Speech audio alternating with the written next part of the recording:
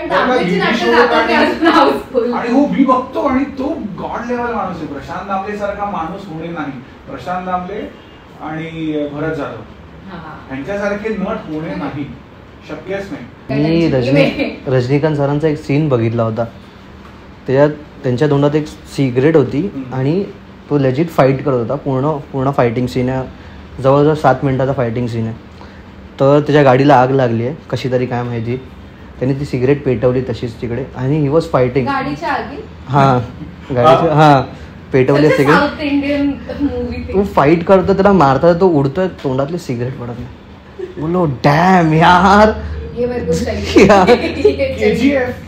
धो पावसात सिगरेट दिसत नाही, ही चालूच असते. कसं काय rocking star Yash. We don't need science. Yeah. we need confidence for that. मला वाटतं Rajinikanth is very effortless on screen. म्हणजे इव्हन जेलर मध्ये पण जे त्याचे फाईट सीन्स आहेत त्याच्यामध्ये मला वाटतं त्यावेळी त्याचं वय होतं समथिंग अराउंड 75-76 काहीतरी. आय गेस तेव्हा त्याचं एज. तरी सुद्धा ते इतकं एफर्टलेसली घडतं ना, म्हणजे असं वाटतं की हा माणूस किती वेळ आपण असं फोन उचलून ठेवतो तसं तो लोकांच्या मुंड्या उचलून ठेवतो. तर लाईक 50 वर्षाचा माणूस त्याची देवळं वगैरे साऊथ मध्ये. आणि लेजिट तो मेला कसा माहिती, कधी मेला तो कोण त्या सीन मध्ये रजनीकांत.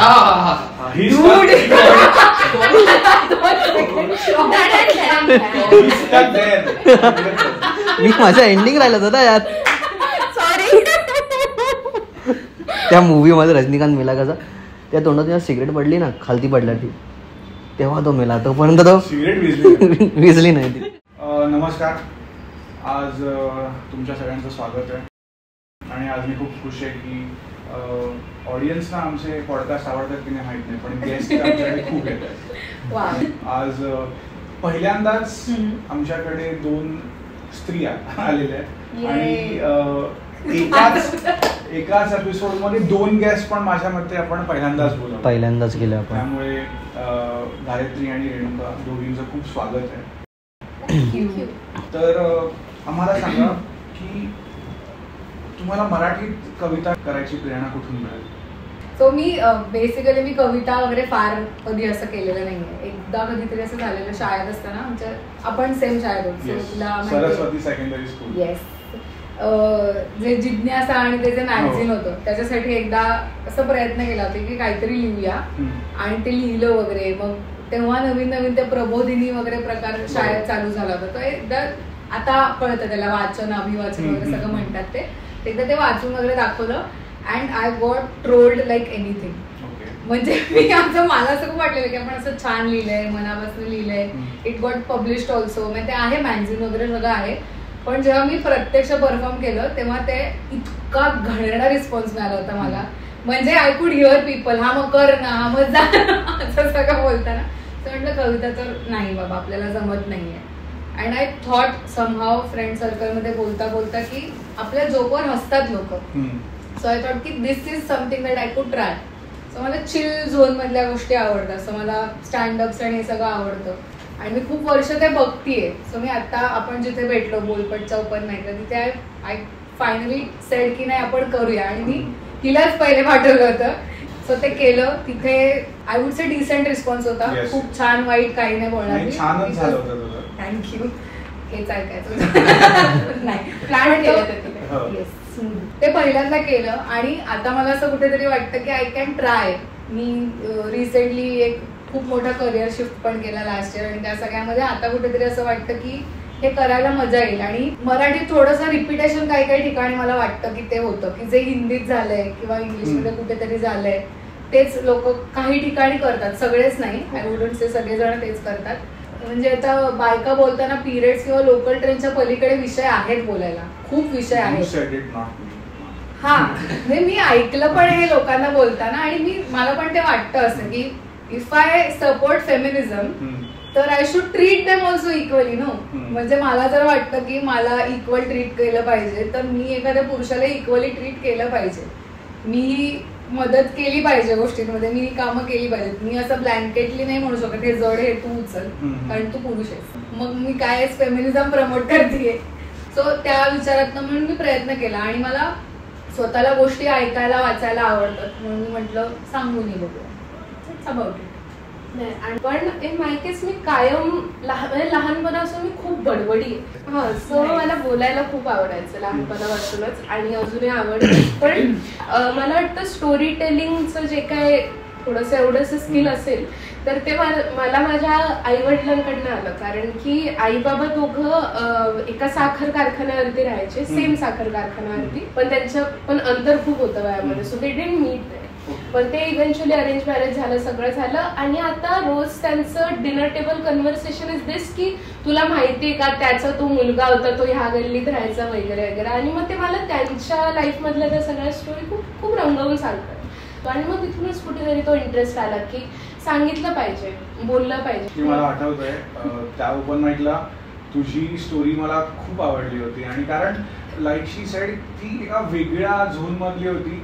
आपण जेव्हा मुली परफॉर्म करतात तेव्हा त्या विषयांमधली ती बिलकुल नव्हती. खूप वेगळी, खूप फ्रेश होती. आणि तुझा पर्स्पेक्टिव्ह खूप छान आवडला होता मला. माझी आजी जी आहे तर ती वय वर्ष 80 तिचं आता झालेलं आहे आणि ती अजूनही म्हणजे स्वतंत्र राहते. आणि तिचं आयुष्य माहिती इतकं वेल डिझाईन्ड आहे की आपल्याला लाज वाटली पाहिजे स्वतःची. म्हणजे आजी एकटी राहून सुद्धा तिला जर असं वाटलं ना की आम्ही सारे खवय्ये मधली ही रेसिपी मला आवडली तर ती एकटीसाठी बनवून खाणार.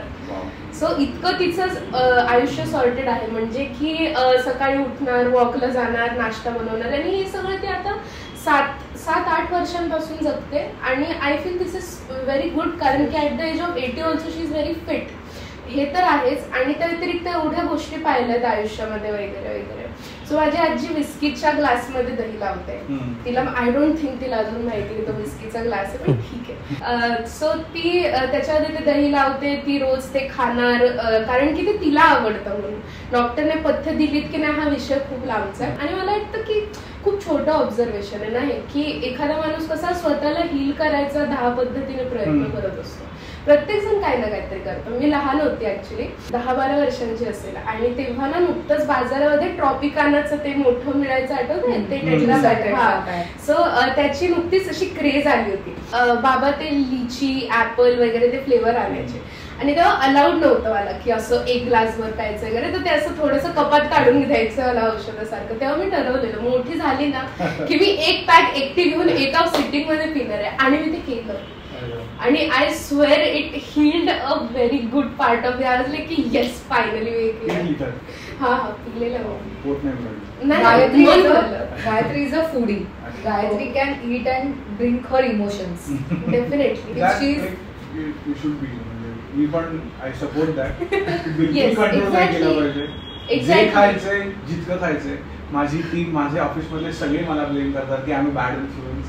की जेवलो 1:30 वाजता 2 वाजता की 5 वाजता लगेच काय ऑर्डर करायचंय, काय खायचं, काहीतरी गोड खाऊया असं करून ह्यांना एवढं बिघडवलंय मी सगळ्यांना.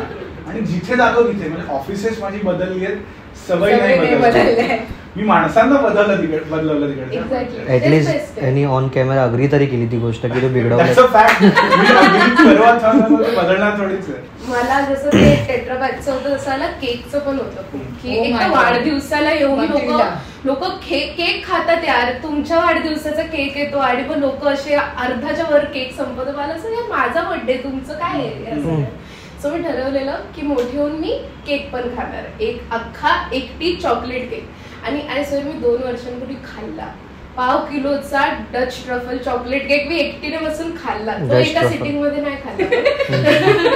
हे राहिले आम्ही पण विनाकारण केक ऑर्डर केला एकदा. हा एक्झॅक्टली केले पाहिजे विनाकारण केक. 3-4 पेस्ट्रीज महाग पडतात पण अर्धा किलो आणि आम्ही संपवला 5 मिनिटात. ते आईस्क्रीमचं ती ब्रिक असते ना फॅमिली पॅक वाली ती अशीच रॅन्डमली आणून खाल्ली. मी एकटा खातो या घरात 3 व्यक्ती आहेत ना, they can vouch for that. Me 2 litre butterscotch अमूलचे एकटा खातो. आता खाऊ देत नाहीत ते मला, बट मला सवय आहे. आय थिंक अर्धा किलोचा डब्बा पर्यंत तेवढं खाल्लंय. मला वाटतं आपण दोघंही खूप ऑब्सिन अमाउंट ऑफ गोड खाऊ शकतो. मग तुम्ही दोघंच बोला, आम्ही दोघं जातो. I am not ragging. म्हणजे माझ्या आईची लहानपणीची मैत्रीण आहे, ती आता वर्ध्याला असते. आणि त्यांच्या 25th वेडिंग अॅनिव्हर्सरी सेलिब्रेशनला आम्ही गेलो होतो सगळे वर्ध्याला. आणि तिकडे गुलाबजामुन मी 41 gulab jamun. That is my limit. That is. आणि आफ्टर प्रॉपर डिनर म्हणजे जेवलो पूर्ण आणि मग 41 माझ्या आई बाबा आता झोपले. आणि एकदा नाही केलं, कॉम्पिटिशन. तुला कॉम्पिटिशन जीवनभर गायत्री. हो हो डेफिनेटली. अरे साईज बघ ना. तू पाणीपुरी किती खाऊ शकतोस एका हो? किती येते 50-60 म्हणजे मला ते घरचीच प्रेफर करतो मी, बाहेर एवढं नाही खात. तू किती खाऊ शकतो? मी 20 एका वेळी 20. मी मला वाटतं खाऊ शकते 30. काय बोलते 50 तरी खाऊ शकतो. मला वाटतं आपण पाणीपुरी कॉम्पिटिशन केली. नेक्स्ट एपिसोड मध्ये त्यांना बोलवूया, फक्त खाऊया. मी 1.5 वर्ष पुण्यात राहिलोय. ग्रॅज्युएशन नंतर मी डिप्लोमा इन फिल्म मेकिंग करायला गेलो होतो आणि ते शहर ते जे आहे ते नाही आवडलं. बोगस आहे ना ते शहर. शहर आणि गाव जे काही आहे ते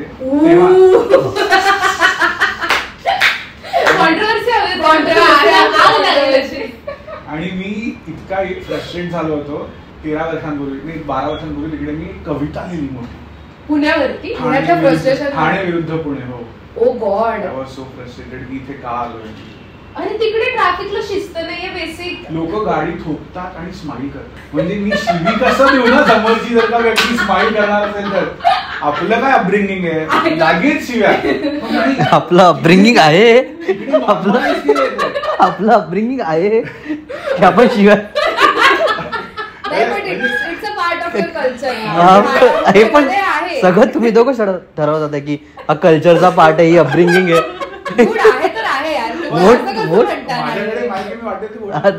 ते पण तुझं घर पण आहे, बोलू शकतो.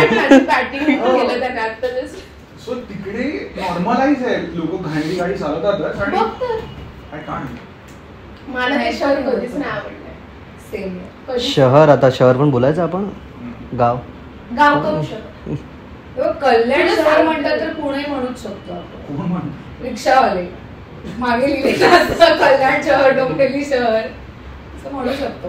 मी मालेगावची आहे, मुळात मी मालेगावची आहे, तर मला मालेगाव बेटर वाटतं पुण्यापेक्षा. मालेगावला खूप ऐकलंय तिकडच्या फिल्म इंडस्ट्रीबद्दल. एवढी कॉन्ट्रोवर्सी नाही. बॉम्बस्फोट नकोय.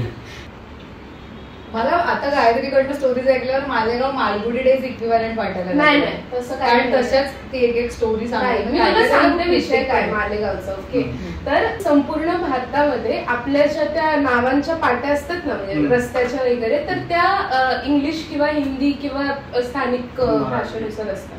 तर मालेगावमध्ये आत्तापर्यंत उर्दूत पाट्या असायच्या, लाईक लेजिट. म्हणून मिनी पाकिस्तान बोलायचं त्याला.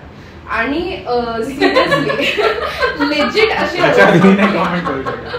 ये बहुत ज्यादा हो रहा है. एवढं नाही, पण मालेगावचं food I am telling it's such a mix. म्हणजे मालेगाव मध्ये गेल्यावर ना तुला खूप हैदराबादी मिक्स हिंदी ऐकायला मिळते फॉर सम रिझन. सो ते असं त्यांची टिपिकल हिंदी आहे, त्यांचं एक टिपिकल फूड आहे. म्हणजे आपले ते काळेवाले चणे असतात ना, हरभरे, त्याचा चाट जो आहे तो एका वेगळ्याच पद्धतीने बनवतात, जो तुम्ही पावासोबत पण खाऊ शकता, बट इट्स नॉट मिसळ. आणि तो टिपिकल तिकडच्या कामगारांचा नाश्ता वगैरे हे असं सगळं झोन आहे तिकडचं. तिकडचं फूड खूप इतकं वेगळं आहे की ते तुला ना त्याच्या बाहेर मिळत आणि कुठे म्हणजे खायलाच नाही मिळत, कारण की ते खूप असे वेगवेगळे कल्चर मिक्स होऊन बनलंय. So but anyway Malegaon is better than जायला हवं. व्हेरी एकदा तरी जायला हवं बघा. आणि मालेगावच्या याच्यावर मला आठवलं तिथे अहिराणी बोलता ना तुम्ही. गाजरीला ते कुठलं गाणं मध्ये फेमस झालं होतं बघ. अरे ते नाही का, देख तुम्ही बायको कशी नाची. हा मला माहिती आहे त्याला. मी माहीम भरून आलो, मला माहिती. प्रत्येकाचा अल्गोरिदम वेगळा असतो. मला जेवढे डार्क ह्युमर सिरीज येतील तुम्हाला नाही येणार कदाचित. I am telling you, dark humour आणि याच्यावर फीडवर मी सांगते, Gayatri has the most cryptic feed you can ever see. त्याच्यात काहीही येऊ शकतं. म्हणजे त्याच्यामध्ये ते एक ट्रेंड झालेलं ना लामाचं सॉन्ग, काय स्वीट लामा, लामा असं काहीतरी होतं. आणि त्याच्यानंतर नाही ते हॉरिफिकली मिक्स्ड फीड आहे तिचं. त्याच्यामध्ये असे जनावरांचे व्हिडिओज आहेत की ते क्यूट आहेत, छान आहेत, असं आहे. माणसांचे हातपाय कापण्याचे त्याच्यात व्हिडिओज आहेत, त्याच्यात हॉरर स्टोरीज आहेत, त्याच्यात म्हणजे असं काहीतरी करणं वगैरे. त्याच्यानंतर ती गंजी चुडेल आहे तिच्या फीड आणि गंजी ते चुडेल मला माहिती ग्रीन वाली ती ग्रीन ग्रीन वाली. Aladdin types. शूट केली इंस्टाग्रामचं एक मी नवीन फीचर बघितलं तिकडे तू रिसेट करू शकते. हो, I know. ते नव्हतं करणार. नाही आता मला पण काहीही रंग यायला लागलंय जे मला बिलकुल आवडत नाही. आणि माझा इंस्टाग्रामचा आता टाइम कमी झालाय म्हणजे स्क्रीन टाइम. माझ्यामुळे तुला खूप हॅपनिंग व्हिडिओज येतात आता मी शेअर करतो तेव्हा. माझा पण असाच आहे थोडा कंटेंट हिच्या अल्गोरिदम मध्ये आहे तसाच. त्याला क्रिप्टिक म्हणतात. हॅपनिंग आहे ऍक्च्युली यार. रेणुकाला मस्त व्हिडिओज पाठवते खूप. रेणुका यू शी बोलू नको माझ्याशी मी आता ब्लॉक करेल वगैरे असे नाही पण ह्यानी नाही आवडली ना नाही. You have that option. तो मुलगा आहे ही मुलगी आहे ती फोन करते माझ्या रील्स बघ. आणि कारण की असं खूप विचार करून की ही बघून रेणुका आता अनॉय होईल हेच पाठवलं पाहिजे. मला पण माझं फ्रेंड सर्कल थोडं मोठं आहे त्याच्यामुळे खूप वेगळ्या वेगळ्या लोकांना त्यांच्या ह्युमर प्रमाणे वेगळ्या वेगळ्या रील्स पाठवायला लागतात. It's not easy. Exactly tough job. Me job करतो त्यापेक्षा अवघड हे काम. लिहिणं काय सोपं आहे पण हे अवघड. It's a God made thing. You have to take it.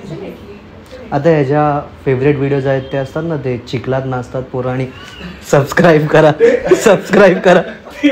Favourite झाले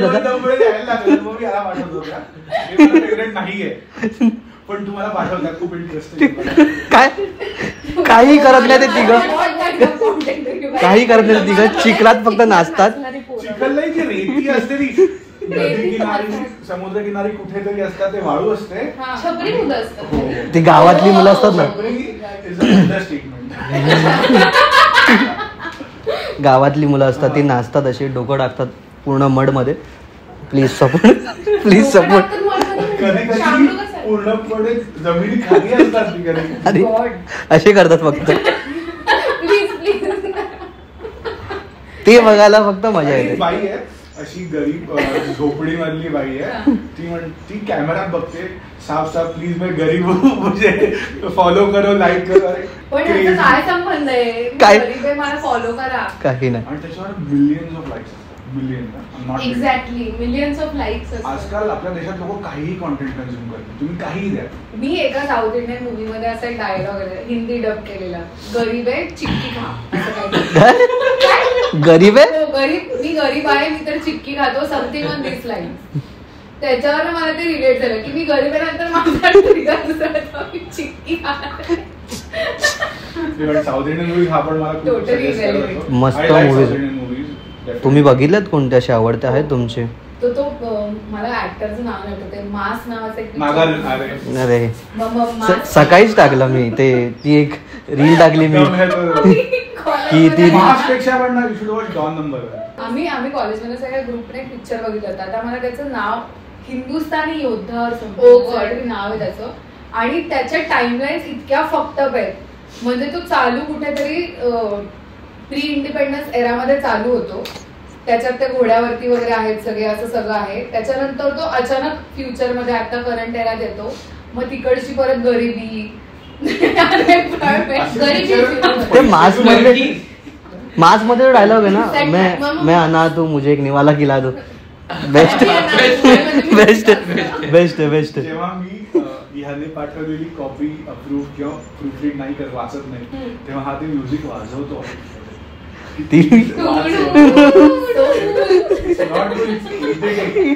मी हे वापरणार आता मी हे रेणुकावर वापरणार.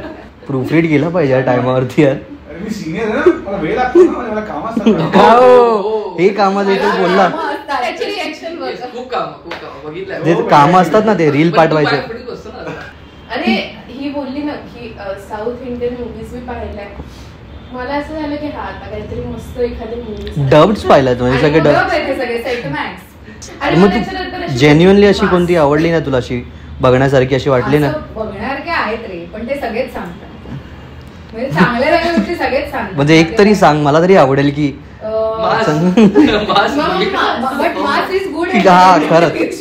Don number 1 mass. Shivaji the boss पण चांगला पिक्चर आहे ऍक्च्युअली जास्त नका बोलू. मैं इसे मार नहीं सकता ते स्पेशली ते नंतर तो कमबॅक नंतर ते टक्कल असतं ते असं वगैरे जे केलंय डूड दॅट इज कल्ट. मला विजय देवरकोंडाचे मूवीज आवडतात. डिअर कॉम्रेड त्याच्यानंतर याचं नाव घ्यायला पाहिजे तू नाही घेतलं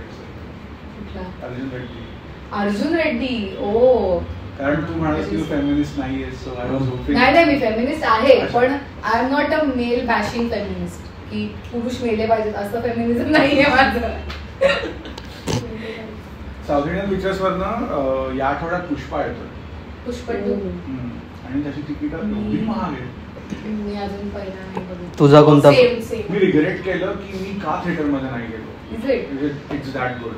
तुम्हाला मास वगैरे आवडतात ना, पुष्पा इज नेक्स्ट.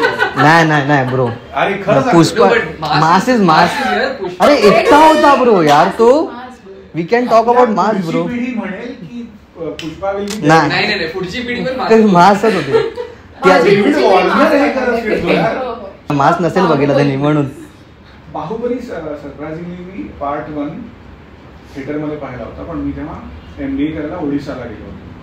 तर 2 वर्ष मी तिकडे होतो आणि मी तो पिक्चर 2दा थिएटर मध्ये तेलुगुत बघितला विदाउट सबटायटल्स. तुला कळला पिक्चर पण? हो, स्टोरी लाईन इझी आहे त्याची एकदम. माझ्या बरोबर आम्ही 35-40 लोक अष्टविनायकाला जातोसे बसने गेलो होतो आणि इतक्या साधा वाटणाऱ्या मुली ज्यांना 12वीत 97% वगैरे मिळालेले, ज्या वर्गात कधीही तोंड उघडत नाही, त्या गळा फाटेस तो ओरडत होत्या प्रभासच्या एंट्रीला. That is all right. मी कधी न पाहिलेली गोष्ट पाहिली. थिएटरमध्ये सगळे वर्तमानपत्र घेऊन आले होते, त्याचे फाडून छोटे छोटे तुकडे केले आणि जेव्हा तो आला तेव्हा पूर्ण थिएटरमध्ये अलाउड आहे तिकडे. अपॅरेंटली साऊथ इंडियन्स अमेरिकेत पण हेच करतात. That is so cool. तिथे नाही अलाउड पडले. असू दे रे, पण किती कूल आहे. चालू केलं पाहिजे. त्यांची काय वाट लागत असेल त्यांचं, ती पण माणसं आहेत. ते पण. But yeah if you want to watch south Indian film, you have to go to south India. अरे मी तुला सांगते, जेलर मूवी आहे ना रजनीकांतचा, अरे बापरे काय क्रेझी आहे तो. त्याचा थिएटर शो बघितलेला आणि किंचाळत होते लोक. आणि तो रजनीकांत असा येतो ना स्क्रीनवरती, असं वाटतं अरे बापरे हा मला पण वाचवणार कधीतरी. मी काहीतरी डूड मस्त बोलली आई. हा मला पण वाचवणार काहीतरी. सेवियर. त्यांचं वय आता एवढं आहे की तुला वाचवेपर्यंत नाही, पण मला शॉक बसला होता जेव्हा मी रजनीकांतचा ऑफ कॅमेरा ऍक्च्युअल फोटो बघितला. तर मला झालेला हा माणूस ऐश्वर्या राय बरोबर किलीमांजारोवरती नाचत होता. पण त्यांचा इंटरव्ह्यू तू पाहिलास का? कुठला? ते जेव्हा त्यांच्या ओळखीच्यांकडे गेले आणि त्यांना म्हणाले की मी ऐश्वर्या राय बरोबर पिक्चर करतोय, म्हणजे तू तिच्या बाबांचा रोल करत. हो, हे बघितले. हेही होतं त्या माणसाबरोबर सुद्धा होतं. अरे पण ऑफ द कॅमेरा तू बघून हे खरंच वाटू शकतो. पण मी रजनीकांत सरांचा एक सीन बघितला होता, त्याच्यात त्यांच्या तोंडात एक सिगरेट होती आणि तो लेजिट फाईट करत होता. पूर्ण फायटिंग सीन आहे, जवळजवळ 7 मिनिटाचा फायटिंग सीन आहे. तर त्याच्या गाडीला आग लागली आहे कशी तरी, काय माहिती. त्यांनी ती सिगरेट पेटवली तशीच तिकडे आणि ही वॉज फायटिंग. गाडीच्या आगी? गाडीच्या पेटवली सिगरेट. तो फाईट करतो, त्याला मारता, तो उडतोय, तोंडातली सिगरेट पडत नाही. बोलो डॅम यार. धो पावसात सिगरेट भिजत नाही, ही चालूच असते. कसं rocking star Yash. We don't need science. We need confidence for that. मला वाटतं Rajinikanth is very effortless on screen. म्हणजे इव्हन जेलर मध्ये पण जे त्याचे फाईट सीन्स आहेत त्याच्यामध्ये मला वाटतं त्यावेळी त्याचं वय होतं समथिंग अराउंड 75-76 काहीतरी. आय गेस तेव्हा त्याचं एज. तरी सुद्धा ते इतकं एफर्टलेसली घडतं ना, म्हणजे असं वाटतं की हा माणूस किती वेळ आपण असं फोन उचलून ठेवतो तसं तो लोकांच्या मुंड्या उचलून ठेवतो. तर 50 वर्षाचा माणूस. त्याची देवळं वगैरे साऊथ मध्ये. आणि लेजिट तो मेला कसा माहिती, कधी मेला तो? कोण? त्या सीन मध्ये रजनीकांत.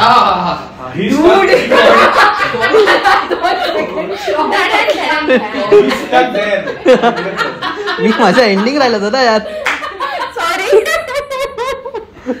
त्या मूवी मध्ये रजनीकांत मेला कसा, त्या तोंडात जेव्हा सिगरेट पडली ना, खालती पडला ती, तेव्हा तो मेला. तोपर्यंत तो विजली नाही ती. असे खूप सीन आहेत. एक तो हार्ट ट्रान्सप्लांट वाला पण सीन एका मूवी मध्ये. ते तर काय होतं काय माहिती, ते उगाच असं बनवलं होतं वाटतं तो मूवी. पण साऊथच्या मूवीज काय आहेत यार बेकार. त्यांच्यावर हसतोय, पण या क्षणी सगळ्यात जास्त ओरिजिनल आणि इंटरेस्टिंग कॉन्टेंट साऊथ मधूनच येईल. महाराजा. पण मला ती एक गोष्ट त्यांची पहिल्यापासूनच आहे ना, ते त्यांच्या सगळ्या कल्चर आणि त्या सगळ्या गोष्टींना जितके धरून आहेत तितकं आपण कुठेतरी ते हे होतं की हेच काय बघायचं वगैरे आपल्याकडे ते टिपिकली होतं. म्हणजे आता काकस स्पर्शनीय किंवा असे जे काही पिक्चर्स आहेत की ज्याच्यामध्ये सिनेमे आहेत, पिक्चर सिनेमे आहेत,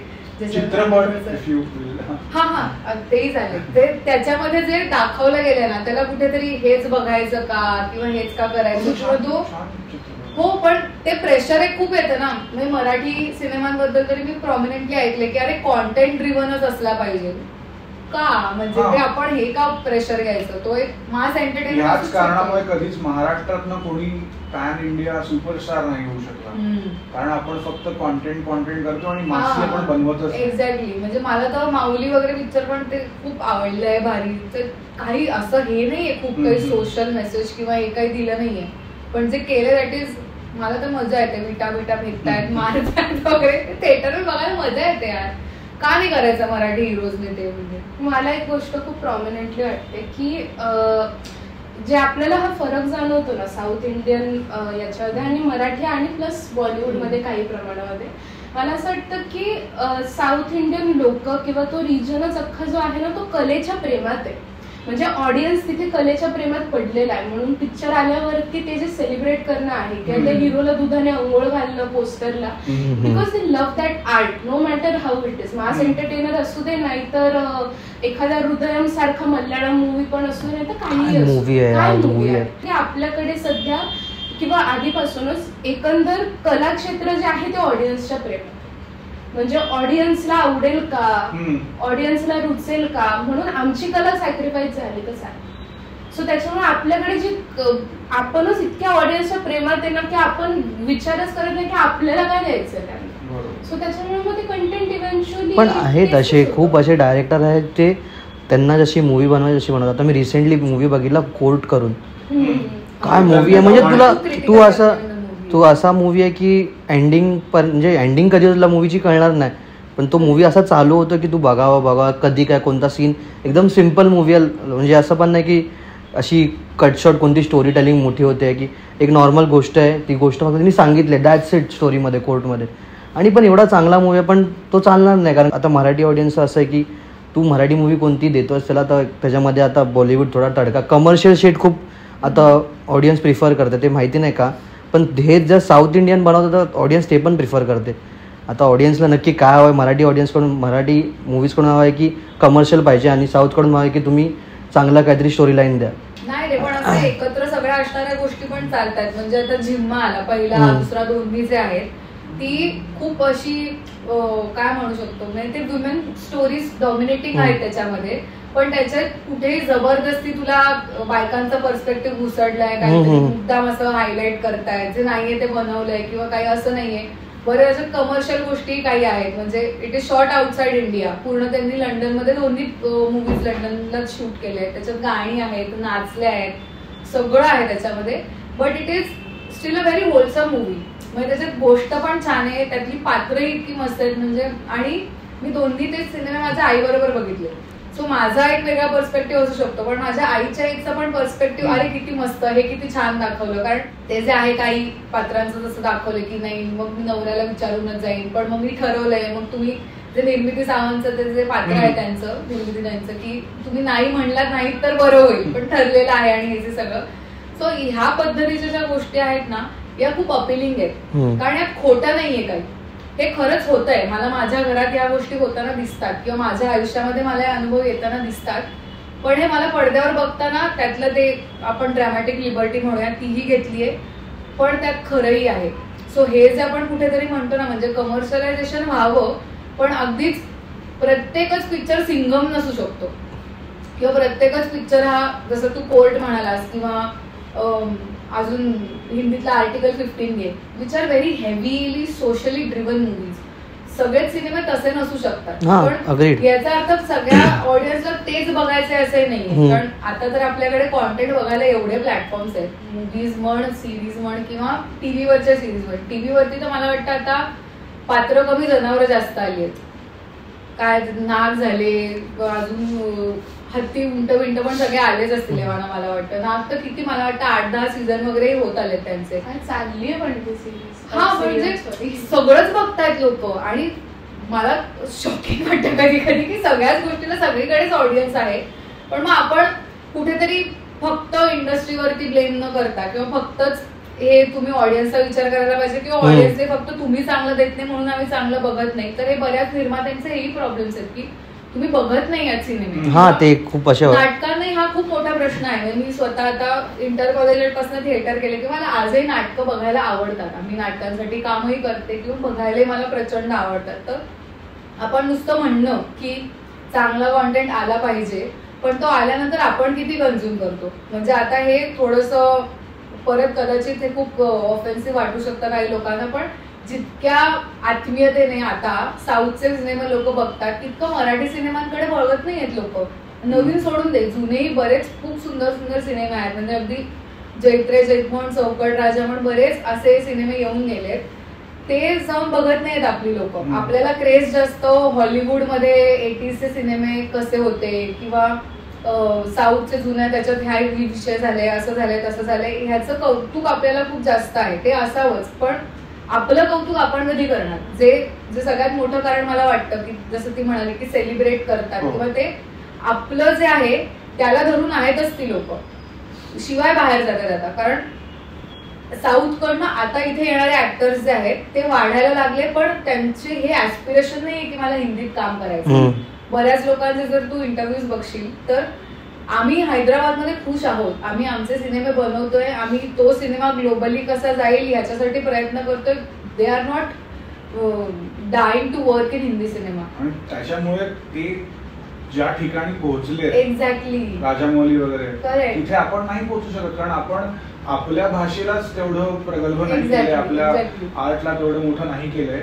कारण स्वतःच्या भाषेबद्दल तेवढा अभिमान हवा आणि तेवढ्या कन्व्हिक्शनने आपण काम केलं पाहिजे. आणि बाहुबली मराठीत का नाही बनत? इथे काय लोकांकडे पैसा नाही बनवायला? आता मला सांग, आपण संगीत मानापमान बद्दल बोलतो, किती लोकांना माहितीये की तो 10 जानेवारीला येणार किंवा जी काही तारीख आहे, तो पण त्या स्केलचा पिक्चर आहे. त्याला जिओ बनवतोय म्हणजे तो मोठा असणार आहे. त्यात शंकर एहसानलाचं म्युझिक आहे, त्यात महेश काळे, राहुल देशपांडे दोघंही आहेत. याचा अर्थ तो त्या स्केलचा पिक्चर आहे. पण आपण त्याला बाहुबली एवढा मोठा नाही बनवणार ना. आपल्याकडे म्हणजे ते मीडियातनं पण येतं रे बऱ्याचदा की तुम्ही हिंदीत काम कधी करणार, कशाला करायला पाहिजे. तुम्ही शाहरुख खानला विचारता का? शाहरुख खानला कुठलाही हिंदी जर्नलिस्ट नाही विचारत तुम्ही आता मराठीत किंवा तमिळमध्ये कधी काम करणार. तमिळमध्ये करून झालंय हा, म्हणजे पण that was never asked no. एका मला वाटतं कुठल्या तरी हॉलिवूड प्रेस इंटरव्ह्यू होता, मला एक्झॅक्टली माहिती नाही, ज्याच्यामध्ये शाहरुख खानला विचारलं होतं do you plan to get into English films. त्याच्यात त्याने जे उत्तर दिलं मला खूप आवडलं. तो म्हणाला की मी माझ्या देशात जे सिनेमे बनवतो त्याच्यात मी खूप खुश आहे, तिथे मी खूप कष्ट करून माझी एक जागा बनवली, त्यामुळे मला नाही वाटत आता मी कुठेतरी शून्यापासून सुरुवात करायला हवी. Now this can also be taken negatively, पण काही चूक नाहीये ना. म्हणजे मला जर कम्फर्ट झोनच्या बाहेर जायचंय तर he is trying to make movies which are action films किंवा अजून वेगवेगळे जॉनर तू इथे एक्सप्लोर करतोय. नाही वाटत त्याला शून्यापासून जावं असं, पण तिथे तुम्ही ट्रोल नाही करायला जात. इथे जर एखादा मराठी कलाकार म्हणाला की मला हिंदीत काम करायचं वेळ नाही, तर तुम्हाला मोठंच नाही व्हायचं, तुम्ही हिंदीत काम नाही करणार, काहीच गरज नाहीये. मराठीत छान सुंदर कामं करतात, त्यांना करू द्या ना. बरेचसे गेले त्यांना तुम्ही हेच विचारता की आता तुम्ही हिंदीतच करणार का, तुम्ही मराठी करणारच नाही का. म्हणजे समाधान कुठे नाहीच आहे, इथे जा किंवा तिथे जा. ते मला वाटतं खूप गरजेचं आहे. आणि हे आपल्या घरांमधनच खूप होतं ना. म्हणजे OTT वरती आपण बाय डिफॉल्ट हिंदी किंवा इंग्लिश गोष्टी जास्त बघतो, मराठी बघायलाच जात नाही. ते नाही, या उलट सुद्धा OTTला अगं मराठी चित्रपट तेवढे येतही जातात का? कारण they have to bear a cost. म्हणजे OTTवर मराठी चित्रपट आणणं त्या निर्मात्यांना बरंच मानधन दिल्याशिवाय ते शक्य नाही. आणि त्यामुळे सगळे मराठी चित्रपट आता उपलब्ध सुद्धा नाहीये. म्हणून मला माझ्या आईचं पटतं की ती म्हणते पिक्चर मराठी असो वा हिंदी, मी तिला म्हणतो मी सगळे थिएटरमध्ये बघतो. पण ती म्हणते की हा येईल OTTवर, पण मराठी नाटक असेल ना तर ती आणि मी जातो म्हणजे जातो. गेल्या 3-4 वर्षात मी नाही म्हणलं तरी 12-15 नाटकं सहज बघितली. आणि चांगलं नाटक असेल ना तर मी ठाणं काय, मुलुंड काय, कुठेही जाऊन बघेन.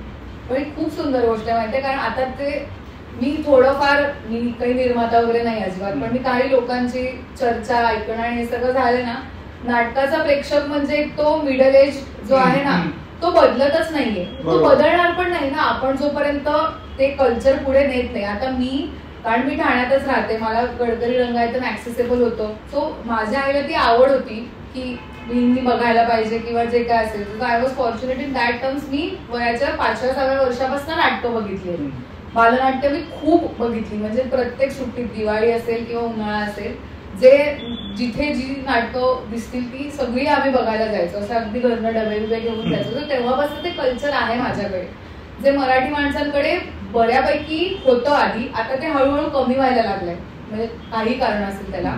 इंटरनॅशनल स्कूल्स असतील किंवा इंग्लिश मिडियमचा जास्त असेल किंवा OTT आणि स्क्रीनला अडिक्ट जास्त आहेत ते असेल. तुझे म्हणालीस ना की प्रेक्षक मध्यमवर्गीय मध्यमवयीन आहे, त्याचं कारण आहे कलाकार मध्यमवयीन आहे. तू मला सांग, अमर फोटो स्टुडिओ नंतर जर का आपल्या पिढीतल्या कलाकारांनी आपल्या पिढीसाठी नाटकं नाही बनवली तर आपली पिढी का जाईल? ते पण तू का जाशील? आपण जर का आपल्या वयाच्या अभिनेत्यांना इंस्टाग्रामवर फॉलो करतो आणि ते जर का नाटकांच्या स्टोरी टाकतच नाहीये तर तू बघणार काय जाऊन? हाही प्रश्न आहे ना की जर गरज आहे तर उत्पन्न पण हवं, डिमांड आहे ना, दोन्ही कडनंच आहे ते होतच.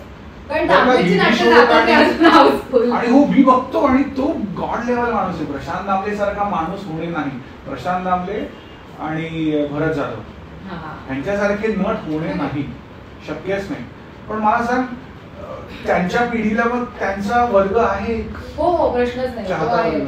आपल्या पिढीतले नट जेव्हा नाटकात येतील ना आपण जाणार.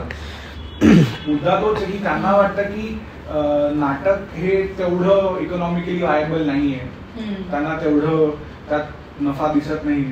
आय डोंट नो काय कारण आहे, पण ही सध्याची परिस्थिती आहे की तू म्हणालीस ना की लोक काहीही बघतायत सध्या. मग चांगलं नाटक कोणी बनवलं तर कोणी का नाही बघणार आहे. पण तो एक मला ते पर्सनली चॅलेंज वाटतं थोडंफार, कारण ना मी खूप वेगळ्या वेगळ्या पद्धतीच्या पठडीतल्या नाटकांसाठी थोडंफार अशी कामं केली. त्यामुळे लोकांपर्यंत पोहोचवणं, नाटक म्हणून पोहोचवणं, आणि ते कारण नाटकाचं कसं तू OTT सारखं नाही करू शकत. एकदा शूट झालंय ते टाकलंय ते तुम्ही कधीही बघा. ती लाईव्हची गंमत आहे ना, ते जितकं तुम्ही प्रत्यक्ष बघाल तितकंच तुम्हाला ते कळणार आहे किंवा ती एक काय म्हणू शकतो आवड निर्माण होणं आणि हे सगळं. कारण मी इतकी वर्ष बघितलं त्यामुळे मला माहिती आहे की हे लाईव्ह बघ, याच्यात गंमत आहे. ते नंतर कधीतरी आता काही नाटकं तुला OTT वरती अवेलेबल आहेत किंवा YouTube वरती कितीतरी जुनी नाटकं आहेत, पण ते बघितल्यावरती वाटतं ना की हे जर मी लाईव्ह बघितलं असतं तर काय मजा आली असती. सो ती गंमत कुठेतरी ना मला वाटतं एज अपार्ट सुद्धा, म्हणजे आता असा बराच वर्ग आहे रे. आपण आता ठाणा मुंबईत राहतो, तिथल्या कॉलेजेस मधली मुलं ही अनेक वर्ष एकांकिका स्पर्धा करतायतच, पण तो एकांकिका स्पर्धा करणारा वर्ग सोडल्यास खूप कमी लोक आहेत की ज्यांना सतत त्याच्यात राहायचंय किंवा ती माहिती करतायत. ती मुलं बाय डिफॉल्ट करणारच आहेत कारण त्यांना ती आवडच आहे किंवा ते कॉलेजेसमध्ये येतं इतकी वर्ष. हे मला ना कुठेतरी असं वाटतंय घरांमधनं कल्चर मरतंय थोडं.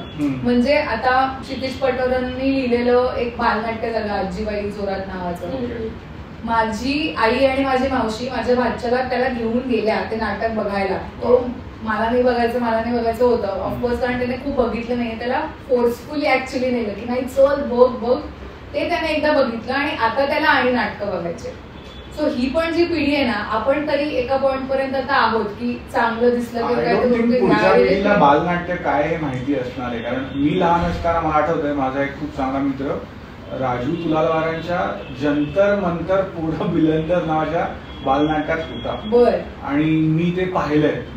आणि जेव्हा तो अमेरिकेतनं आता परत आला रिसेंटली काही वर्षांपूर्वी, तेव्हा तेच नाटक आम्ही दोघांनी जाऊन मोठे असताना जाऊन पाहिलं. आणि मी सुद्धा खूप आपल्या शाळेत असताना नाटकं लिहायचो, डिरेक्ट करायचो आणि मी माझा एक मित्र, आणि ऍक्टिंग सुद्धा करावी लागायची कारण ऍक्टर्स नव्हते. म्हणजे यू वोंट बिलीव्ह, तेव्हा शेवटच्या वर्षी मी 10वीत असताना तेव्हा शाळेने पहिल्यांदा स्पर्धा ठेवली की कोण चांगलं नाटक बसवतंय. तोपर्यंत नव्हतं आणि त्या वर्षी आम्हाला जिंकायचं होतं, तर शेवटचा चान्स होता.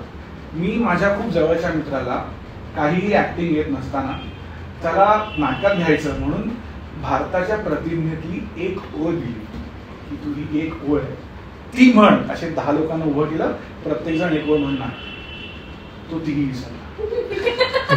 आपल्या देशाच्या प्रतिनिधीची एक ओळ ही froze because he is not an actor. Whoever he is.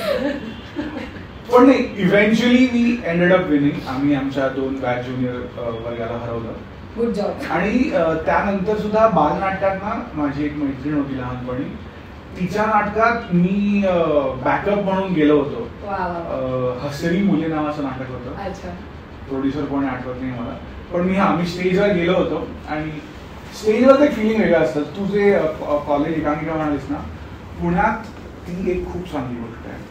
तिकडे फिरोदिया करंडक आणि पुरुषोत्तम करंडक जे असतात, तिथे एकांकिकांमध्ये ज्या गोष्टी केल्या जातात ना, त्या आय डोंट थिंक आपल्याकडे पण होत असतील. तिकडे ते कल्चर पण त्यांनी खूप ठेवलेलं जास्त, आहे. खूप म्हणजे जास्त. इथे जसं होतं ना की सेट करणारे, सेट डिझायनर्स, लाईट्स आणि हे सगळे डिझाईन करणारे हे व्यावसायिक लोक आहेत. तिथे त्या स्पर्धाही होतात. मला वाटतं फिरोदिया करंडक, हो, की जिथे सगळं मुलांनीच करायला हवं. आणि सेट डिझायनिंग, म्युझिक प्रोडक्शन. माझ्या एका मित्राला राज ठाकरेंकडनं पुरस्कार मिळाला होता की सर्वोत्कृष्ट त्याने तो पियानो वाजवत होता. आणि जबरदस्त तिकडची मुलं त्या बाबतीत खूप पुढे आहेत. म्हणजे थिएटर आणि एकांकिका. थोडं लेफ्ट आउट फील होतंय तुम्हाला दोघांना? हो. नाही बोला, काय प्रॉब्लेम नाही. मला असं वाटतं की जे डिझनीचे मूवीज वगैरे आहेत अॅनिमेटेड, त्याची लाईव्ह ड्रामा जो म्हणतो, जे थोडक्यात नाटकच, जे आता यायला लागले. हा, आणि ते तिकडे पण खूप चालू आहे. म्हणजे मुलं येत आहेत रे बघायला. म्हणजे अजून चालू आहे ब्रॉडवेला ना. लायन किंग आहे, लाईफ ऑफ पाय आहे, आता मुंबईत आलेलं आहे. छान आहे ना, इंटरेस्टिंग आहे, बघावं असं वाटतं, जावंसं वाटतं लोकांना. तर आपल्याकडे आय डोंट थिंक एवढं म्हणजे इतकं असं काहीतरी एक्सपिरियन्स तयार करायचं म्हणून लोक नाटक तयार करतात. ते सगळंच येतं का त्याच्यामध्ये? पैसे, वेळ, म्हणतेस आता Broadway musicals, Nita Mukesh Ambani cultural सेंटरला तिकीट किती महाग बघितलं. मागच्या वर्षी हे पाहिलं होतं, साऊंड ऑफ म्युझिक. ते पण छान होतं. खूप कौतुक ऐकलं. ती जागा इतकी सुंदर आहे. त्यांचं ते थिएटर आहे ना, ते एकदा ते जाऊन बघण्यासारखं. तिथे परफॉर्मन्सला मिळणारी जी ट्रीटमेंट आहे ना, ब्युटिफुल. नाही खरं सांगते, कारण ना आपल्याकडची जी नाट्यगृह आहे तिथे प्रेक्षकांना सोड, तिथे कलाकारांना ज्या पद्धतीने वागवलं जातं ना काही वेळा, म्हणजे मी जागांची कुठल्या नावं घेणार नाही किंवा असं काही सांगणार नाही, पण ते थोडं असं काय म्हणतात, अपमान कलाकारांना पण. म्हणजे सेट नेणारी माणसं असतील, तिकीट विंडोवरती बसणारी लोक असतील, किंवा सगळेच जण एकंदरीतच. कारण मी कलाकार म्हणून काम खूप कमी केलंय. मी थिएटरचं मॅनेजमेंट, बॅकस्टेज आणि या सगळ्या गोष्टी खूप केल्या. त्यामुळे बऱ्याच वेगळ्या वेगळ्या ठिकाणी मिळणारी जी वागणूक आहे ना, ही पण खूप छान नाहीये. NMACC तुला ज्या पद्धतीने ट्रीट करतं, म्हणजे तुला असं वाटेल की मी इथे रोज परफॉर्म करायला पाहिजे. म्हणजे फॉरगेट अबाउट ते जेवायला देतात का, ते नाश्ता देतात का, पण ज्या अदबीने बोललं जातं, ज्या पद्धतीने तुम्हाला हा इथे ही मेकअप रूम आहे, काही लागलं तर प्लीज सांगा, आणि हे जे सगळं आहे, मग मला असं झालेलं की प्लीज सांगा, प्लीज बोला, प्लीज हे म्हणतायत ते लोक, जे आपल्याकडे इतकं कलाकार आहेत ना, असं होतं कधी कधी कलाकारच आहेत, चांगलंच काहीतरी करतायत. तोही एक दृष्टिकोन जरा बदलला पाहिजे. ऍक्च्युली मी आणि रेणुका जेव्हा पहिल्यांदा भेटलो तर आम्ही नाटकामुळेच भेटलेलो, आणि तुम्ही लोक तर खूपच तुम्हाला बाबा नाटकाचं मला नाही, पण कम्पॅरेटिव्हली तुम्हाला खूप माहिती, वेळेस मला तितकं नाही माहिती. सेम मला वाटतं तू 20-25 मिनिटं रे आता सेम इयर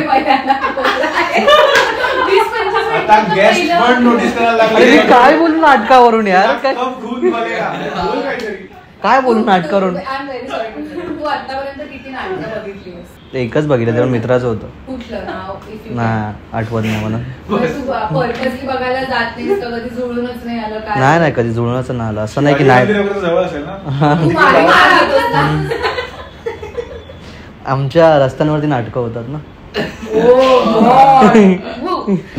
खूप नाटकं होतात. कधी ये बघायला. तुला तर रवींद्र पण जवळ आहे, खूप सगळं जवळ आहे, पण कधी स्वातंत्र्यवीर सावरकर 3-4 आहेत मोठे मोठे. यशवंत शिवाजी मंदिर आहेत. त्याला आय थिंक आपला मुद्दा त्याला कळलाय. आम्ही याला घेऊन जाऊ का? आम्ही दोघी जेव्हा जेव्हा पहिल्यांदा भेटलो तर मला असं होतं की अच्छा ओके नाटक आहे, आणि मी टोडीबल फॅन्टसी त्यावेळी बघितलं. I was like okay wow, म्हणजे एकाच वेळी म्युझिक पण आहे, चालू पण आहे, ते परफॉर्म पण करताय, मधनं नाचायला पण लागतायत आणि गाणं पण चालू आहे, आणि मग मधूनच काहीतरी इमोशनल आहे आणि सगळं लाईव्ह बँड आहे तिथे. सो त्याच्यामुळे मला असं झालं की ओ म्हणजे मी एक काहीतरी लहानपणी एक बालनाटक पाहिलेलं मी, ते असतं ना पेपरमध्ये जाहिराती की ते एक चौकन त्याच्यामध्ये 3 बालनाटक, हा ते मी एकच बघितलेलं, त्याच्यानंतर मी नाटकच नाही बघितलं. आणि then my first experience was टोडीबल फॅन्टसी, आणि मला असं झालं ओ वाव, हे काय बघते मी, असे रंगीबिरंगी लाईट्स आहेत, हे सगळं काय काय काय काय चालू आहे, खूप मिक्स्ड गोष्टी सांगते, लोकांना नाटकाबद्दल डाऊट्स येतील. अरे नाही खूप खूप मस्त नाटक आहे. आणि मला असं झालं की ओ वाव, माझा पहिला एक्सपिरियन्स इतका छान असल्यामुळे मला असं झालं की हा मला आवडेल नाटक बघायला. तुझं पहिलं नाटक तू पाहिलं? पहिलं पाहिलेलं मला आता लक्षात नाही, पण मला प्रॉमिनंटली, कारण मी म्हटलं मी बालनाट्यांपासून बघत आले ना, दुर्गा झाली गौरी नावाचं एक बालनाट्य बघितलंय, विच इज लाईक एक कोर मेमरी माझ्यासाठी. त्याच्यात त्यांनी काय म्हणतात ते निऑन लाईट्स, रेडियम आणि हे सगळं वापरलं होतं, आणि ती गोष्ट इतकी सुंदर होती. म्हणजे आपल्याकडे सगळं असतं तेव्हा आपण काहीतरी कुठल्या तरी छोट्या छोट्या गोष्टीवरनं कुरकुर करत असतो, पण ज्यांच्याकडे काही नाहीये ते पण कसे सुखात राहतात. That was a broader story line. हो हो, मी ब्रॉड स्टोरी सांगते, म्हणजे इट इज अबाउट लहानपणीची एवढं डीप नव्हतं ते, मी आता सांगते की तसा झोन होता तो, पण it was about a princess. Durga नावाची ती राजकन्या आहे की जी खूप कुरकुरी आहे, म्हणजे तिला असं 7 गाद्यांवरती त्याचे नेक्स्ट लेवल दाखवले त्यांनी त्याच्यात. ती 7व्या गादीवरती झोपली, आणि ते सगळ्यात खालची जी गादी आहे त्याच्या खाली एक काटा आहे, तोही तिला टोचतोय, ती नाही मला टोचतोय असं सगळं. आणि देन तिला एका शेतकऱ्याच्या घरात ती राहायला जाते, काहीतरी आहे त्याच्यात पुढचं, एवढं अख्खं मला आठवत नाही. मग तिथे ती सगळी कामं करते, ते बघते, आणि सगळं तिथे तिला लादीवरच छान तो झोप लागते. ती अख्खी जर्नी दाखवली आहे दुर्गा झाली गौरी ती पूर्ण. मग त्याच्यात त्यांनी ते लाईट्स आणि सगळं काय काय काय काय वापरले, ती माझी कोर मेमरी आहे की हा हे मी बघितलं होतं थिएटर मध्ये तेव्हा. मी लहान असताना बाबा एका नाटकाला घेऊन गेले होते, ऑल द बेस्ट नाव होतं. त्याची गोष्ट अशी आहे की एक आंधळा, एक मुका आणि एक बहिरा एका मुलीच्या पिना पडतात, आणि ते ऍक्टर्स कोण होते माहिती आहे का? अंकुश चौधरी, भरत जाधव आणि संजय नार्वेकर. संजय नार्वेकर. आणि तेव्हा मला नाही माहिती ही लोक मोठी होऊन काय होणार आहेत, तेही मी पण लहानच होतो, पण ते ती माझी कोर मेमरी आहे की ते मी कधीच नाही. तुझी कधी होणार? अरे यावर्षी तर होत नाहीये, कारण तो आता बिझी या महिन्यात. नेक्स्ट इयर आपण त्याला घेऊन जाऊया. आपण मराठी चित्रपटांबद्दल बोललो, नाटकांबद्दल बोललो, आता आपण संगीताकडे बोलूया. मी त्यातल्या त्यात तुमच्यापैकी सगळ्यात कमी मराठी संगीत ऐकत असेल असा माझा समज आहे, पण तुम्हाला मराठीत कोणतेही गायक आवडतात? या प्रश्नाचं उत्तर आपण मधुर राहुल देशपांडे. ते अरे मी वसंतराव आता हल्लीच बघितला मूवी. काय मूवी होता, म्हणजे त्या मूवीची स्टोरी अशी खूप हॅपनिंग पण नाही बोलू शकत, पण त्या मूवीपासून मी एक असं इन्स्पिरेशन घेतलं की वयाच्या 40व्या वर्षी लाईक त्यांनी तेव्हा प्रॉपर सगळं सोडून त्यांनी सिंगिंग चालू केली होती, म्हणजे प्रॉपर त्याचा करिअर त्यांनी सिंगिंगमध्ये घुसवलं होतं. तर इट इज लाईक की कोणत्याही वर्षी जर तुझी आवड आहे, तुझ्या घरच्यांना सांगून कोणत्याही वर्षी तू कोणतीही गोष्ट चालू करू शकतो. तिकडून मी हे शिकलो की age is just a number, की तू कधीही काही करू शकतो. तर राहुल देशपांडेचे गाणे मला खूप आवडतात, अजय अतुलचे पण गाणे आवडतात मला. जीव रंगला हे गाणं खूप आवडतं त्यांचं. मला 2च गाणी आवडतात त्यांचे, खूप जास्त आवडतात. एक जीव रंगला आणि एक ओ सैया. ते खूप म्हणजे सुंदर, लिरिक्स पण खूप सुंदर आहेत त्याचे. मला कोण कोण आवडतं, अवधूत गुप्ते फार आवडतं मला, नंदेश ओमन ब्युटिफुल, खूपच सुंदर. तर मला त्यांची गाणी पण खूपच आवडतात, कारण की ते जे म्हणजे त्या आवाजामध्ये असलेलं जे ते एक सोल आहे ना, ते असं खूप मस्त वाटतं तुला ते ऐकल्यानंतर, किंवा तुला तो मुद्दा डायरेक्ट तुझ्यापर्यंत पोहोचतो. पण जसं मी ज्युनियर कॉलेज वगैरेला गेलो, एक कल्चर शॉक होता की मी मराठी शाळेतून आलो, इथे सगळी कॉम्पिटिशनला ICSE बोर्डात मुलांची फाड इंग्लिश बोलतात, आणि आमच्या मराठी शाळांमध्ये इंग्लिश लोअर लेवलचं असतं. तर त्यामुळे मला खूप स्वतःवर काम करायला लागलं की मी इंग्लिश वृत्तपत्र वाचली, मी इंग्लिश बातम्या ऐकल्या, इंग्लिश फुटबॉल कॉमेंट्री ऐकली, English movies series without subtitles बघितले, इंग्लिश गाणी, रॅप, मराठी मागे राहिलं हो, एमिनेम, आणि हे सगळं करून accidentally I became an English popular actor. म्हणजे हा जो माझा प्रवास आहे तो खूप असा ऍक्सिडेंट्स खूप त्या वेळेला घडले म्हणून मी झालो. त्यामुळे मराठी संगीत हे लाईफमध्ये अनफॉर्च्युनेटली खूप उशिरा आलं. पण ह्याचं जे उत्तर आहे, मी वसंतरावच्या आधी कट्यार, त्याच्यात पण राहुल देशपांडे, महेश काळे पण आहेत. मला वाटतं कट्यार वॉज मराठी म्युझिक मधलं रेव्होल्युशन. पण मी वसंतराव मला त्याच्या आधी बालगंधर्व आला. बालगंधर्व. That was Again, पण त्याच्यापेक्षा मला मी वसंतराव खूप आवडला होता. आनंद भाटेंची गाणी खूप सुंदर, मस्त गाणी होती, सगळीच गाणी छान आहेत. काय आनंद प्रॉब्लेम? भाटे, राहुल देशपांडे आणि अजय अतुल माझी. हा मी वसंतराव बोलला म्हणून मला आठवलं, त्या मूवी मध्ये गाणं आहे पुनव रातीचा नावाचं, तिची लावणी आहे. तर मला ती, माझा एक खूप चांगला मित्र आहे, तो व्हिडिओ एडिटर आहे, तर त्याने मला एक सांगितलेलं की ती पुनव रातीचं लावणी ज्यावेळी चालू होते तर त्यावेळी अंधार असतो त्या पूर्ण खोलीमध्ये, आणि जसं जसं ती गायला लागते तर तिच्या चेहऱ्यावरती पूर्ण तो ग्लो येतो आणि ती स्पष्ट लख्ख अशी दिसायला लागते. आणि ते म्हणजे थोडक्यात काय की त्या ऐकणाऱ्याच्या पर्स्पेक्टिव्ह मध्ये तिची कला एवढी अशी उजळायला लागते की तिचा चेहराही दिसायला लागतो एवढ्या अंधारामध्ये.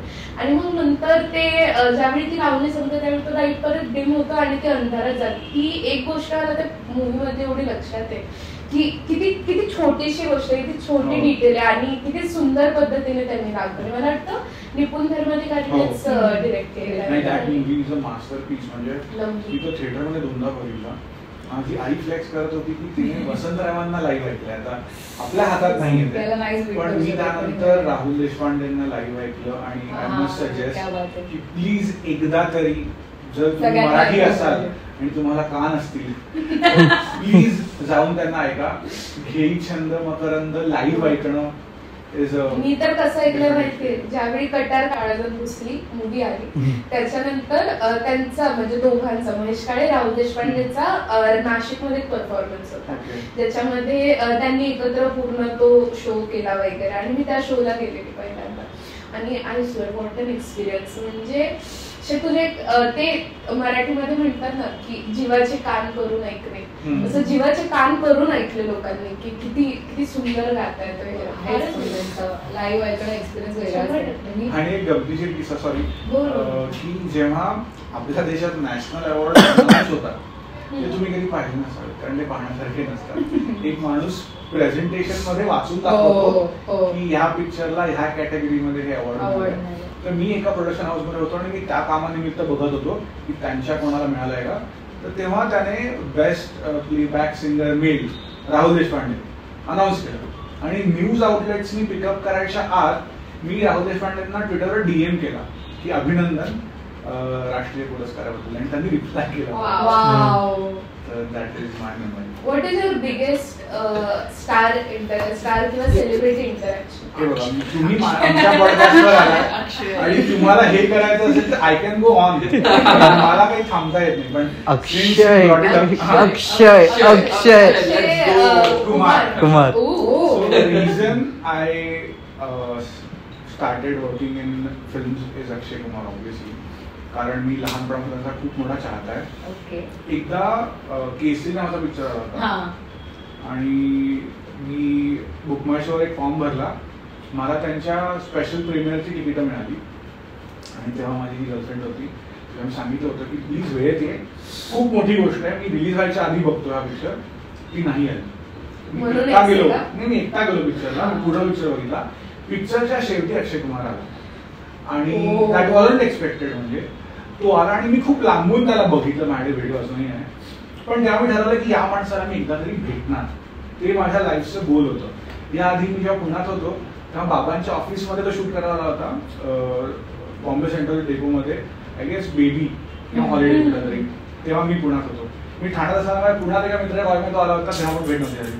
असं होत होत मला जेव्हा कॉल आला रिलायन्स एंटरटेनमेंट मधनं की जॉब आहे आणि आमचा पहिला पिक्चर सूर्यवंशी, म्हणलं मी माझं लग्न पोस्टपोन करेन, मला फरक नाही पडत, मला हा जॉब मिळाला. तर हे म्हणले ओके.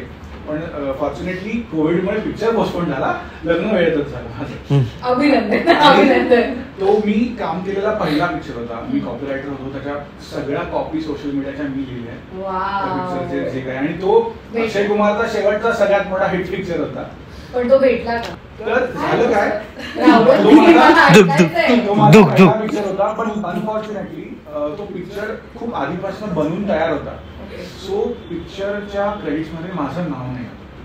आणि मी आणि माझी एक कलीग होती, ती हमसून रडत होती की नावं नाही आली आमची.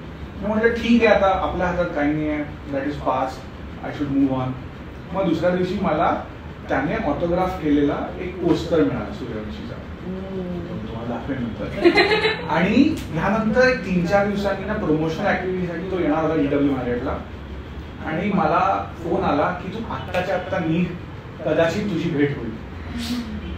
मी ऑफिसमधून धावत सुटलो. माझ्या सिनियरने सांगितलं मी थांबतो, तू जा. तो काम करत होता आणि त्याने सॅक्रिफाईस केलं. पण तो एवढा असा माझ्यासारखा वेडा नाहीये, म्हणजे मला भेटायचा अक्षय कुमार. मी गेलो आणि वेळेत पोहोचलो. मग अक्षय कुमार असा आला. I didn't meet him as a fan. माझ्या बॉसने सांगितले की ही वर्क्स फॉर रिलायन्स, ये मार्केटिंग टीम में है. आणि मी पहिला आणि शेवटचा स्टारस्ट्रक झालो. म्हणजे तो आला आणि मी लहानपणाला ठरवलं होतं की मी पहिल्यांदा भेटणार, मी हे बोलणार ते बोलणार. माझ्या एक अक्षर निघालं नाही. तो म्हटला अरे हा, त्याने असं मला बाजूला केलं, फोटो काढला, हात मिळवला आणि निघून गेला. That was my biggest. म्हणजे त्यानंतर मी 25-30 ऍक्टर्सना भेटलो, that is okay, but Akshay Kumar was my pinnacle. सगळंच केलंयस रे तू? सगळं नाही केलं अजून, निघतो भेटायला. वाव. मला वाटतं ही स्टारस्ट्रक झालेली शेवटची स्वानंद किरकिरेंना पाहिला. तो माझा खूप वेगळा एक्सपिरियन्स झाला होता. मी लास्ट म्हणजे या वर्षात जो स्पोकन फेस्ट झाला ना, तिथे माझी एक मैत्रीण परफॉर्म करत होती. सो मी गेले होते तिच्या बरोबर बघायला. आणि मला स्वानंद किरकिरे खूप वर्ष आवडतात. त्यांचा एक ठाण्यात वेद म्हणून जे इंटरव्ह्यूज वगैरे होतात IPHचे, त्यांचा मी एक आपल्या शाळेत इंटरव्ह्यू झाला होता, तोही मी बघितला. माझ्याकडे त्यांचं ते ऑटोग्राफ केलेला वगैरे तो पेपर वगैरे सगळं पण आहे. तर मला असं ते दिसले, हा तेच. तर मला ते तिथे दिसले. मला असं झालं की स्वानंद किरकिरे जाऊया आपण. आता हे खूप वियर्ड वाटू शकतं. ते गोळा खात होते, कोणाबरोबर तरी होते. म्हटलं खूप घाण दिसेल, आपण या पॉइंटला जाऊन त्यांना डिस्टर्ब केलं तर आपण थांबूया. ते थांबले आणि तेवढ्यात कोणीतरी गेलं रे त्यांना भेटायला आणि त्याचे गोळा खात होते. आणि बिचारेचे इतके ऑकवर्ड झाले की त्यांनी असा गोळा ठेवला बाजूला आणि ते बोलले बिले. मी म्हटलं नाही, गोळा मोमेंट डिस्टर्ब नाही केलं पाहिजे, पण थांबूया. मग मी नाही गेले भेटायला. माझी मैत्रीण पण माझी अगं नको, ठीक आहे, असं कोणी फेमस असेल तर त्यांना आपल्या काहीतरी कामानिमित्त भेटणं हे चांगलं असतं वगैरे वगैरे असं सगळं झालं. आणि त्याच्यानंतर आम्ही ज्या नाटकाचा उल्लेख केला, तोडी मिल्क फॅन्टसी म्हणून, त्याचा NSGचा फेस्टिवल होता, भारत रंग महोत्सव, त्याचा जो शो झाला त्याला स्वानंद किरकिरे आले होते. तेव्हाही काही भेटणं नाही झालं, कामाच्या गडबडीत आम्ही सगळेजण होतो. त्यामुळे असं मी त्यांना पण प्रत्यक्ष बघितलं आणि मला असं झालं की हे परवा दिसलेले इकडे आता. त्यानंतर ते एकदा काही कारणानिमित्त आमच्या ऑफिसवरती वगैरे आले, तेव्हा भेटले. तेव्हा मी फ्रीज झाले होते 2 सेकंद की हे इथे आलेत, आपण इथे रोज काम करतो, इकडे आलेत. आणि त्यांनी नंतर नाटकाची पोस्ट टाकली होती की हे नाटक सगळ्यांनी जिथे जेव्हा संधी मिळेल तेव्हा बघा म्हणून. आणि त्याच्यात टॅग वगैरे केलेलं. अनफॉर्च्युनेटली ते टॅग मध्ये ते @ आणि नावाच्या मध्ये स्पेस आहे, त्यामुळे ते टॅग फोटोज मध्ये दिसत नाही म्हणून मी स्क्रीनशॉट काढले. आणि झाला असा विषय की सगळ्यांना व्यवस्थित मेन्शन केलं. इच्छा आणि अजून आमचा एक मित्र, आम्ही 2 जण असे स्पेस गेल्यामुळे आम्ही ज्यांनी नावं पाठवली आमचीच नावं नाही आली. सोशल मीडियावाले ही लोक असं तुला यांच्याकडे होतात. अरे यार, तू तुझी गाणीच नाही सांगितलीस. पण मला आशा भोसलेंची गाणी आवडतात. मला मराठीत गायल्यात आशा सॉरी. मला बापूजींची गाणी आवडतात. गीत रामायण मला खूप आवडतं. आम्हाला आम्ही वेगळे आहेत ना. त्याच्यानंतर काही संगीत नाटककार, आता मला त्याचे गायक, लेखक, गीतकार वगैरे एवढे माहिती नाहीत, ते मी नाही सांगणार, ते आवडतात. त्याच्यानंतर अवधूत गुप्ते, त्याच्यानंतर स्वप्नील बांदोडकर, ही सगळी गाणी मला खूप आवडतात. गाण्यापेक्षा रॅप ऐकतात का तुम्ही दोघी?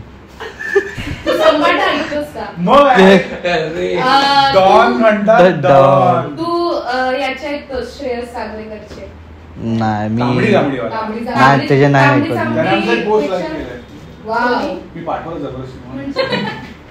श्रेयसने एक post अच्छा, केली. श्रेयस नाही. ओके. आमच्या इथे घुस.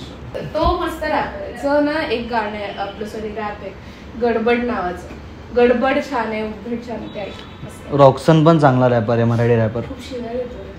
मग एका चंबाटा काय point ला करतो? कान असे होतात. इंग्लिश मध्ये चालतात ना, नाही नाही तसं मग? नाही. म्हणजे इतक्या शिव्या असतात की त्याच्यामध्ये मग असं होतं हिंदीत की- पण चालतं. हो. मराठीत इतक्या पण. नव्हत्या. मराठीत तुला नाही, in fact ते कशातच इंग्लिशमध्ये- इतक्या नसल्या पाहिजे की मुद्दाच कळत नाही. टेक्निकली मी ह्या मताचा आहे, पण आता त्या आर्टिस्टचं ते एक्सप्रेशन यार आता आपण ठरवू नाही शकत ना आपण. आता श्रेयसचं असं आहे, आता आय थिंक एकच कोणतं तरी त्याचं गाणं आहे ज्याच्यामध्ये शिवी आहे. सो ठीक आहे, तेवढं ठीक आहे, पण इतक्या शिव्या की एका पॉइंटला तुला असं होतं की मुद्दा काय तुझा, म्हणजे रस्त्यावर भांडण झाले आणि इन्स्टेड ऑफ द फाईट तू डायरेक्ट रॅपच लिहिलं असं वाटायला लागतं. मग तेच असतं त्यांचं, रॅप त्यासाठीच लिहितात. ते एका त्या- वेगळ्या सामाजिक स्तरावरती असतं. बोलू दे काहीतरी बोल. नाही actually you cannot hit someone, तू जाऊन कोणाला मारू नाही शकत. That's why you write a song, rap लिहितेस तू त्यासाठी, Diss track, yes. Diss track असतं त्यासाठी. पण मग तुला रॉक्सनचं एनिवे पण आवडत असेल ना, नाही असं स्पेसिफिक नाही. मग आता त्यामुळे डिस ट्रॅक वगैरे अरे. रेल्वेच्या आधी पण लोकांनी बरेच डिस केले का? हा. हां, तर ते तसं असतं रॅपचं पूर्ण सीन, की असं ते कल्चरच तसं आहे तो रॅपचं, की एकमेकांना आपण मारू नाही शकत म्हणून आपण एकमेकांना असं तोंडाने बोलतो. पण तू नाही, रॉक्स मी डिस बद्दल नाही बोलत आहे. मी काय बोलते की एखादी सिच्युएशन आहे बरोबर. हम्म.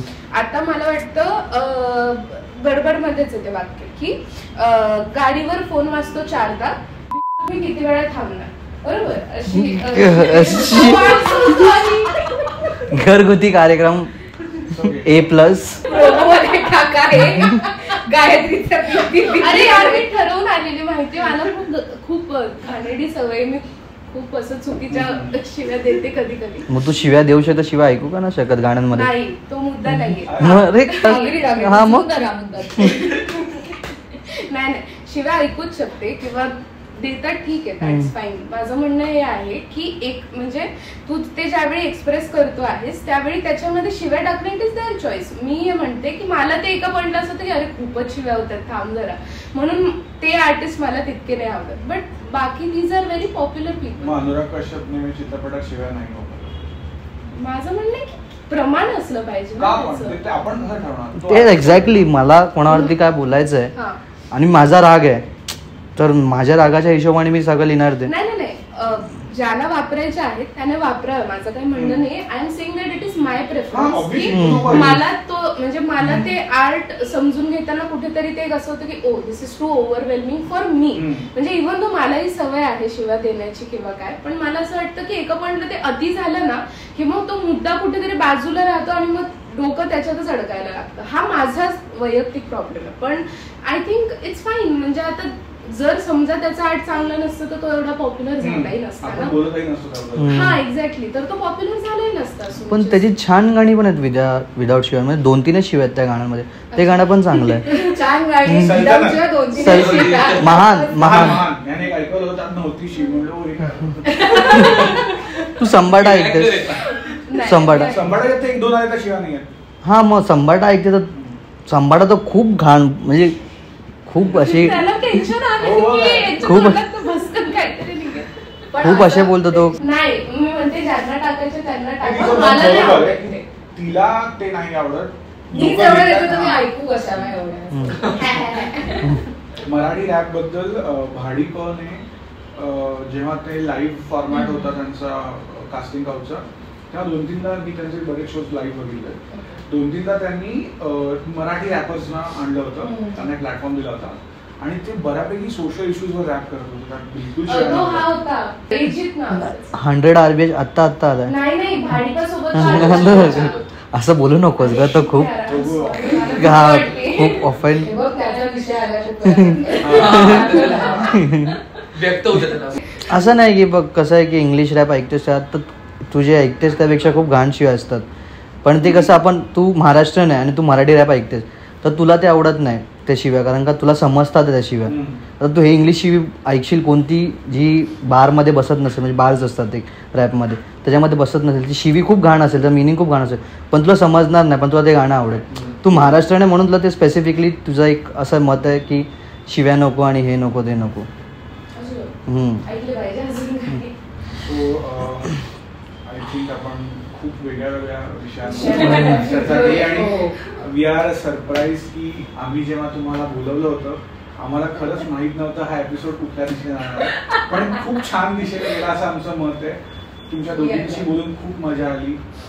वी फील की परत तुम्ही कधीतरी वेळ काढून घ्या, आपण नवीन विषयांवर बोलू. आणि थँक्यू सो मच तुमच्या दोघींचं धन्यवाद. थँक्यू तुम्ही एवढा वेळ काढून इथे आलात आणि एवढ्या छान गप्पा मारल्यात आणि वी होप की तुम्ही ज्या क्षेत्रात आता आहात खूप प्रगती कराल आणि नंतरही याल पॉडकास्टवर आमच्या. डेफिनेटली आम्हालाही खूप मजा आली बोलून एवढे वेगळे विषय, कारण आम्ही पर्सनली रोज भेटतो पण असे सगळे एवढे विषय होत नाही. खूप मजा आली. Great experience. Thank you so much.